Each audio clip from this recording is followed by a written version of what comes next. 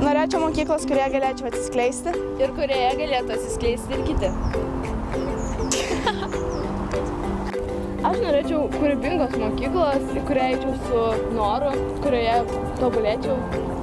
Aš noriu tokios mokyklos, kurioje būtų išgirstas mano balsas. Aš noriu mokyklos, kur būtų juoko pamokos. Aš noriu mokyklos, kurioje galėčiau tobulėti, siekti savo svajonių. Aš noriu mokyklos, kurioje vyktų įdomios pamokos ir kurioje mokytojai ir mokiniai turėtų šiltus santykius. Aš noriu, kad mokykloje būtų naudojamos tokios mokymo metodikos kaip Open Space World Cafe.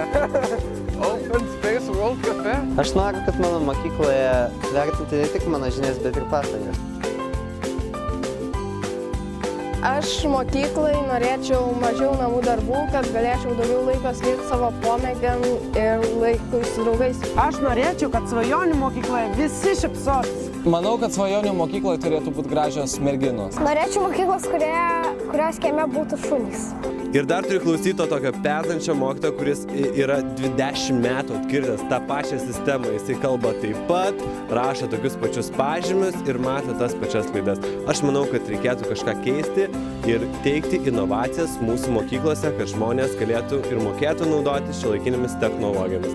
Pirmas etapas būtų balandžio 11 dienos susirinkimas, kada bus atskiros grupės mokinių ir mokytojų, kurie šnekės apie problemas ir galbūt ką galima keisti.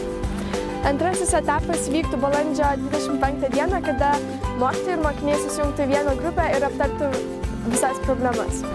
Paskutinis etapas vyktų balandžio 30 dieną, kada mes bandytumėm paskleisti žinią visiems mokiniams, mokytojams ir švietimo sistemai. Nes mes norime, kad įvyktų pokyčiai. Mes norime, kad mūsų švietimo sistema būtų ant Gedimino kalno, o ne jo papėdėje.